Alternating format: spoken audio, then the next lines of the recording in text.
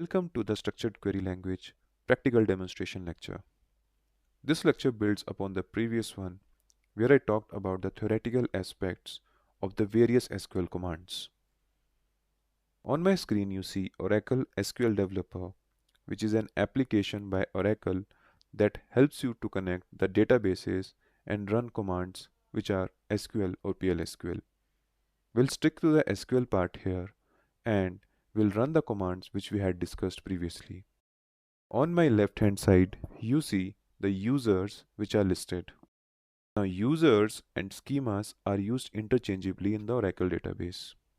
I have created a user demo, and when you expand on this user, you can see all the objects it owns. You can see the tables which are present in this user or schema. Currently we have two tables. Now let's open a worksheet where we can run our commands. So when I open this worksheet, I can run SQL commands here. I'll first start with the select statement. So to give you a construct, I'll run select star, star selects all the columns from user tables. So like I said, the user is demo, and this command is going to return us all the table that this user owns, or all the tables that are present in this schema. So when I run this command using Ctrl plus Enter, or simply by running it from here, I see there are two tables which are similar to the ones shown on the left hand side. Now, as a database developer, I want to create a table employees. Like in the previous lecture, I showed you how a DDL command is issued. Here we use a create table statement, the name of that table and all the columns that are present inside that table. Note that the number here is the data type and the varchar2 is also a data type. The higher date has a data type of date value, and here we have additional information that this field cannot be nullable, or there should be no null values for the employee ID. We have also specified the primary key as employee ID. So when we go ahead and query the employees table here, we see that it will say that the table or view does not exist because it is not created yet. So when we issue the DDL command, it will go ahead and create that table. Now you can run this command and see that this table is existing. Now you see that there is no data inside that table because this command only creates the table structure but does not insert any data inside it. Now for example, you forgot to add any column to it, for example gender, and you want to capture the gender information, so you can issue another DDL command, altered table, and add that column to it. So when I run this statement, it will say that the table employee has been altered. Now when I again run this command, I see that in the end a new column is appended, which is the gender. And now once we think that we no longer need this table, we can remove that table altogether. Now here you can see, if I go and refresh this tab, you will see that the employee is present here.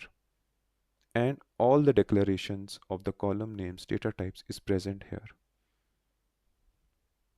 Let me take you back to the demo sheet and let me go ahead and drop this table.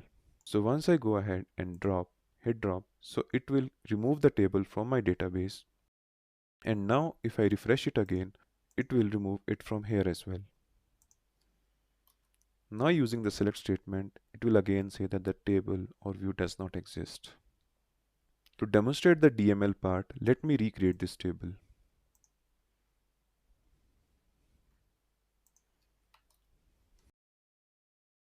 Now once the table is created, I want to do a DML operation into it. So this is a typical insert statement where I am saying insert into employees and mention all the columns for which I want to insert data and then specify all the values which should be inserted. The mapping is 1 to 1 and it means that the employee ID here refers to the first value. Similarly, the second is first name which refers to Abhinav. Then we have last name which refers to Rana here. So The first thing maps to first thing, second thing to second thing likewise. So when I hit a run for the insert command, it will give me a prompt that one row has been inserted. Similarly, let me do more inserts for other rows as well. Now you see I have inserted 4 records. And if I go ahead and query this, now I will see the data inside my employees table. Now we need to either commit or roll back this statement.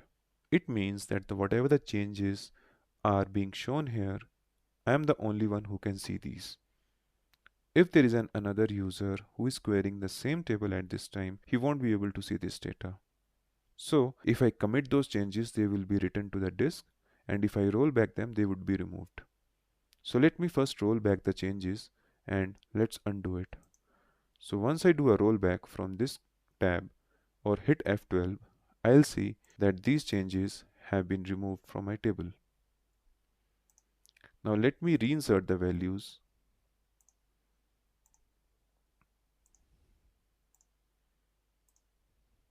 and then commit my changes.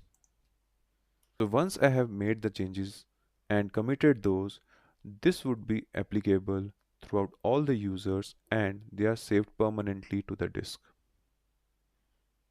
Now, for example, there's a need in our department that the salary of an employee has increased.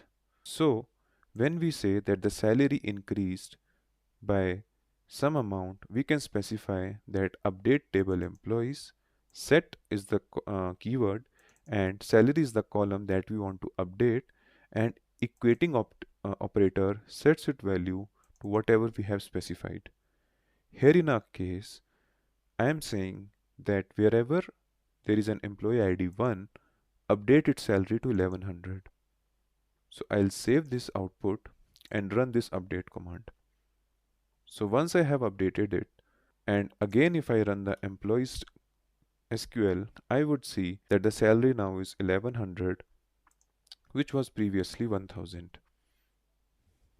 Now for example, the employee has left the organization and I want to remove that record of employee.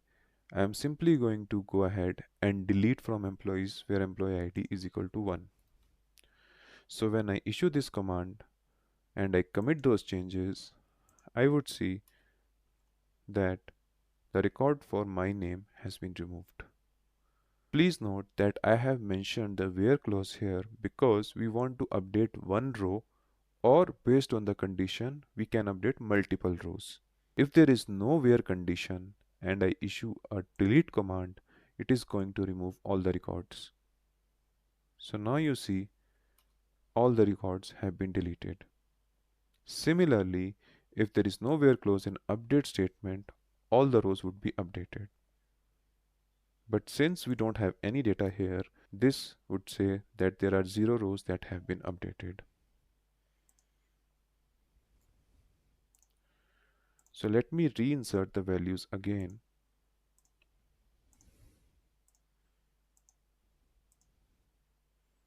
And here you can see we have all the data points.